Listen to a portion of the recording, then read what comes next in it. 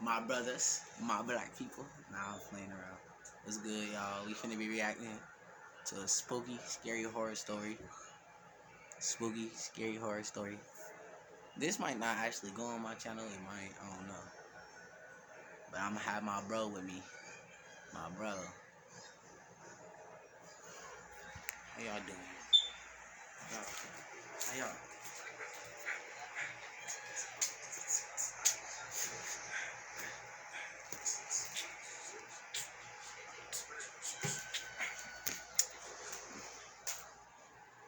Yep. The dreads, you see them? Did on myself. Need your hair down. Come to me. Come to me. See that? That nigga master it. Hat? No. Backwards? No. Get off. See this dread? It don't ever want to go down. Me and that nigga got an issue. Waiting for my friend to come back. I don't know how it's gonna look on y'all TV. I don't know how it's gonna look. And honestly, I don't care, my nigga. I don't care. I don't give a fuck.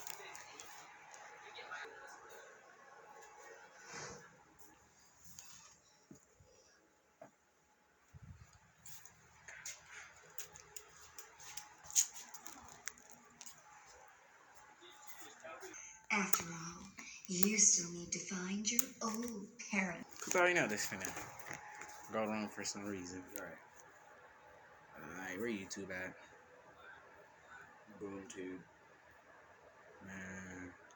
It's at the beginning, right there, at the top. Okay, bam. Gotta move that. Whoa. Bam. Boom. There we go. Man. This nigga don't shut up. Ooh. This guy, he's fucking up the video. There we go. And scared me for life. When I was 14, me and my mom went on a holiday to see some of our family in Canada, and we were very excited. Our family was quite distant at the time, as my father had left us for a model in France, and we'd moved to England for a fresh start.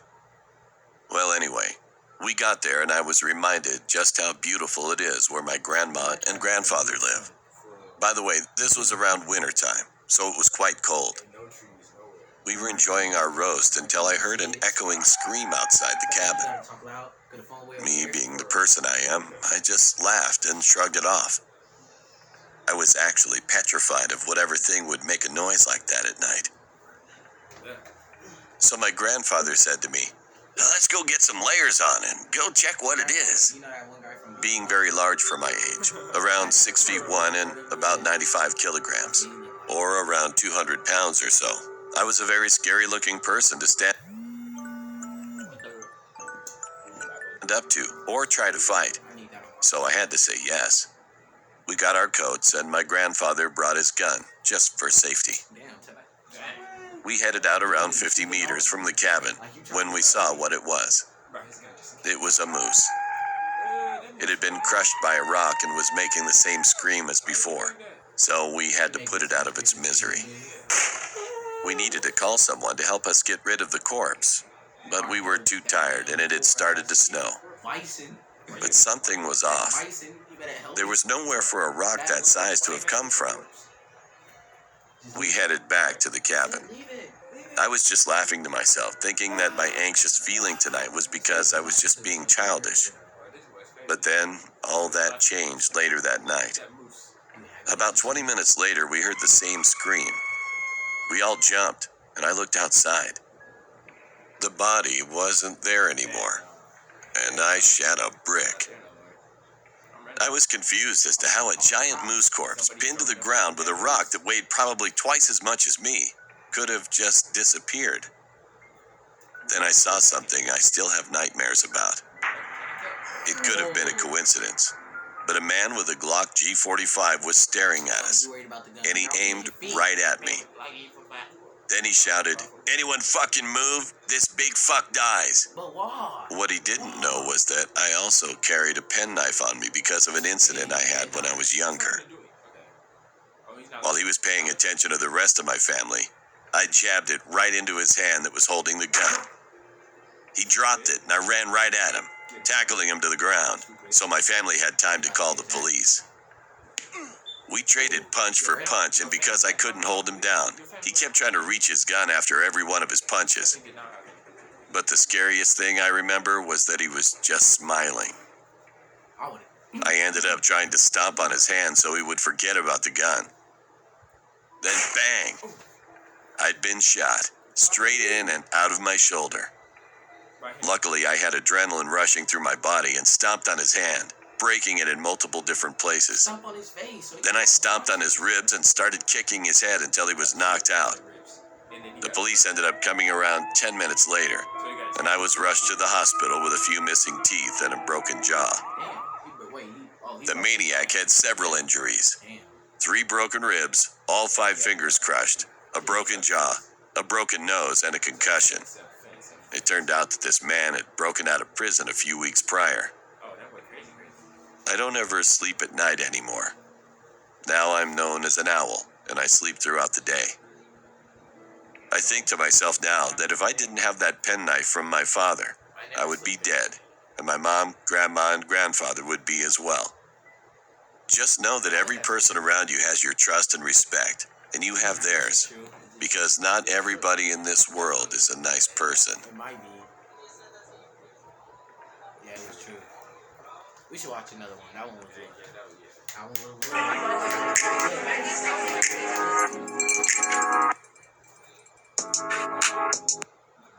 No money for you.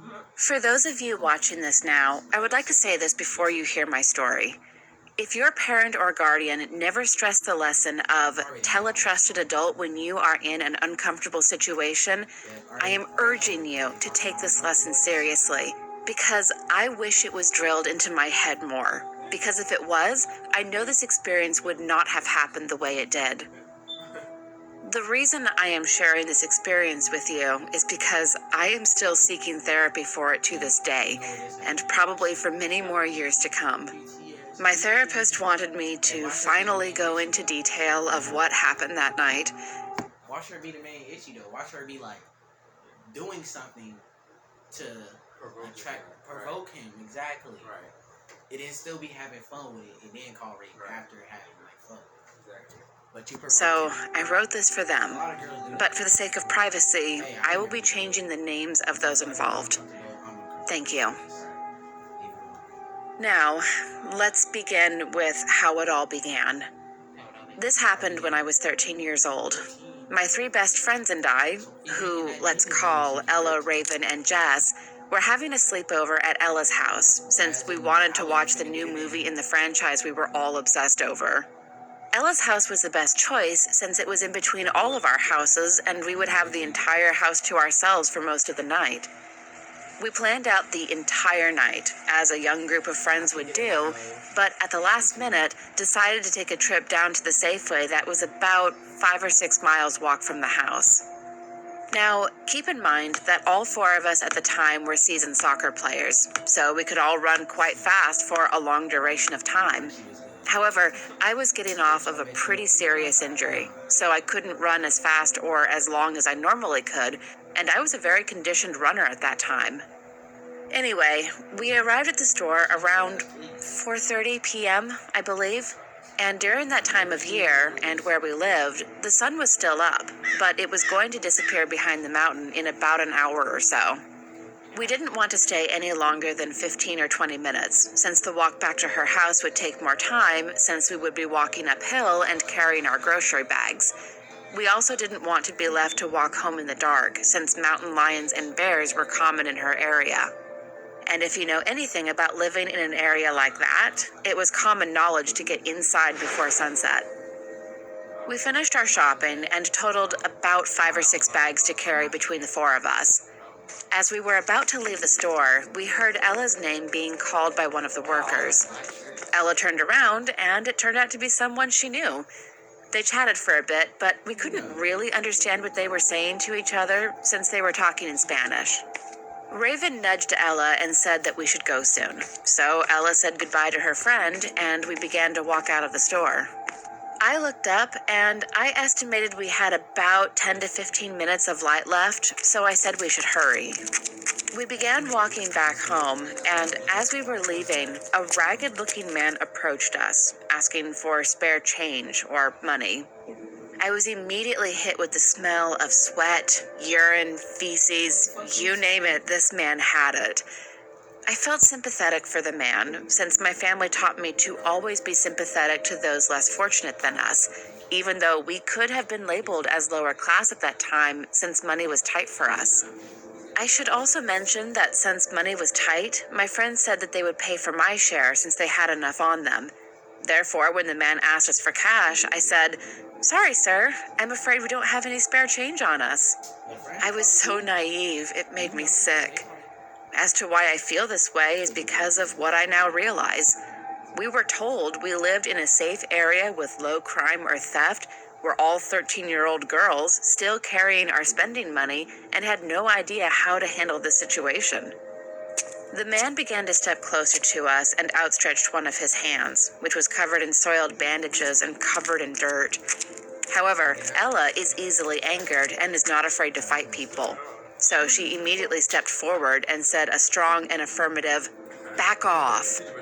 Out of the corner of my eye, I could see my two other friends, Raven and Jess, became rigid with fear when Ella said this. The man began to get angry with us and said, "Well, it's probably because you spend all of your money on useless shit like junk food and treats. You ever think about those of us who can't afford those types of things, huh?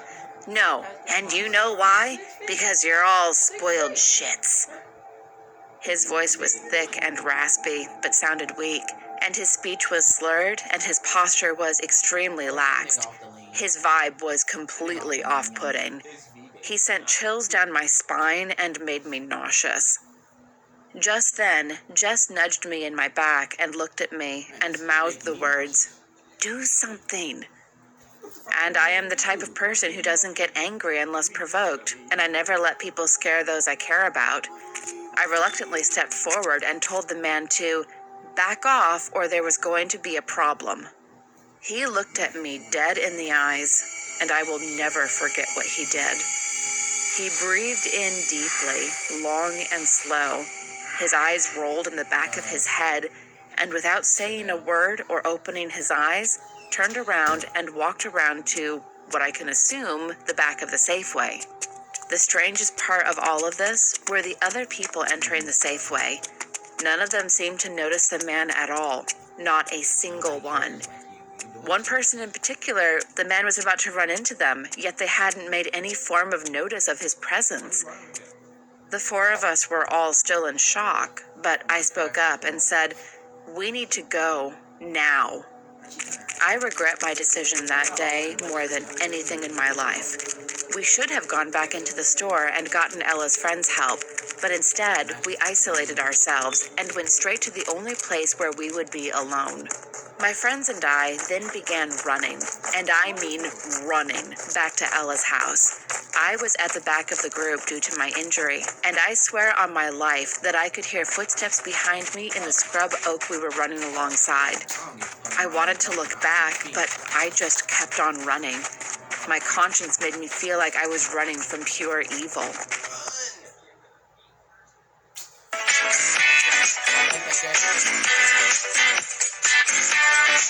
That Jackie. I've been making this molten chocolate lava cake recipe for over a decade, and it is perfect. All you do is melt a quarter cup of butter. Like I was running from pure evil. The sun had gone down at this point, and Ella was the only one who knew the way back. But it was so dark that none of us could see where we were. Not that there was anything to see except for woods and the occasional weathered street sign. We stopped running after what seemed like 20 minutes, and we were all exhausted. I knew the others were scared and acting frantically in their flight response. Burst to speak up and said, "Ella, do you recognize anything around us?" She sounded like she was on the verge of tears when she said, "No, I'm so sorry, guys. I have no idea how to get home. Jess started to cry softly, and Raven went silent and sat down in the dirt. Something in the pit of my stomach urged me to speak up and tell my friends that I thought I heard those man's footsteps behind me as we were running. But I ignored it. They were all freaking out as it was, and I didn't want to escalate the situation any further. I knew basic survival skills for different occasions, so I took inventory of our surroundings. The moon was rising to my left, which meant the mountains were to the right. I looked on the mountain and found the lights of the radio towers glowing at the top of one of the higher peaks. Knowing this, I knew that Ella's house had to be about 4 or 5 o'clock. I shared this with my friends and started to lead them in that direction. I thought I saw a wave of relief on their faces, but I wasn't sure at that time. Just as we began walking in that direction, we all heard what sounded like a dying animal wailing in the scrub oak behind us. Branches cracking, dry grass shifting, and some small critters scurrying for cover. The smell of death and what I can only explain as alcohol filled the air. We all froze. I motioned them to start moving to the other side of the path and hide in the shadows. Luckily, we were on a paved path, so we were able to move quietly, and we were all wearing dark clothing that made no sound when we moved. Raven said we needed to get downwind in case it was a predator, but in my gut, I recognized that smell. The moments after that were silent. We heard nothing. The smell went away, and all of us were so quiet it was like we never existed. I was about to motion to the girls that we should start moving, but Jess grabbed my arm. She said nothing, but the look on her face told me. We weren't alone. She motioned with her eyes to look to my left, over my shoulder. I wanted to vomit. There was a dead deer being dragged along the road. I could see in the moonlight its blood was painting the pavement in a dark, thick color. I couldn't see what was dragging the deer, but I could now hear faint, raspy breathing in synchronistic waves the deer was being pulled in. I slowly turned my head back to my friends, who were all on my right side. Raven's hand was being held tightly over her mouth, her eyes closed and curled up in a ball, trying not to make any noise from her faint whimpering. Ella had a cold expression that made me realize she was disassociating and could no longer take in anything that was happening around us. Knowing this, I grabbed them all by their hands, looked them in the eyes with reassuring glances, and told them as quietly as I could, "We are going to be okay. Don't worry. We know how to get home now, and it's already killed, so as long as we don't go near its prey, it will leave us alone. We just need to move as quietly and swiftly as possible." They began to come back to reality and nod their heads in approval. I lied in some of my statements, trying to convince myself that they were true. I continued, "You 3 will go ahead of me. Raven, you need to take the lead with Ella and keep her grounded." Raven was the type who needed something to distract herself, but also to keep Ella in check since she was the best at keeping people calm and grounded. She had enough experience with Ella and I, since we both have mental illnesses that require grounding sometimes. She will be able to recognize where we are sooner or later. And when that happens, you need to relay that information to me through Jess. Jess, you go ahead of me and make sure that we stay as close together as possible. With that, we began to move as quietly as we could, yet still holding our bags since we hadn't realized we were still holding them. After about 6 minutes of pure fear, walking in the darkness at the back of the group, Jess relayed to me that Ella knew where we were and that she thought we would be home in about 5 minutes of walking. Just then, as Jess was picking up her pace to keep in the middle, I heard it again. I could hear the deep and long breaths that sounded exactly like those of the man at the store behind me. I am aware that paranoia can do unimaginable things, but this was no paranoia. I picked up my pace to where we were all together, knowing that we were more powerful together. We finally reached Ella's neighborhood and sprinted to her house. There were other house lights on, so we could finally see what was around us. My subconscious told me to look behind us to see if I could see what was behind me now that there was light. As I ran, I looked back behind me and my heart stopped. I saw the silhouette of a man in the scrub oak with their hands outstretched and head arched back. It looked like they were almost worshiping something or someone. I whipped my head back around and sprinted at full speed, gathering my friends in front of me, urging them to run faster, saying a simple, "Go!" We reached Ella's front door, punched in the door key, and slammed the door shut.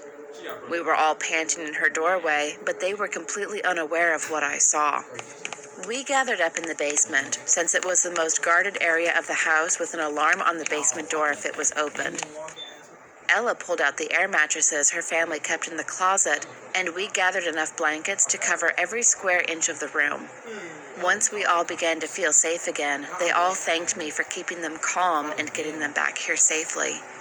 I said nothing, finally processing what I saw and everything we experienced.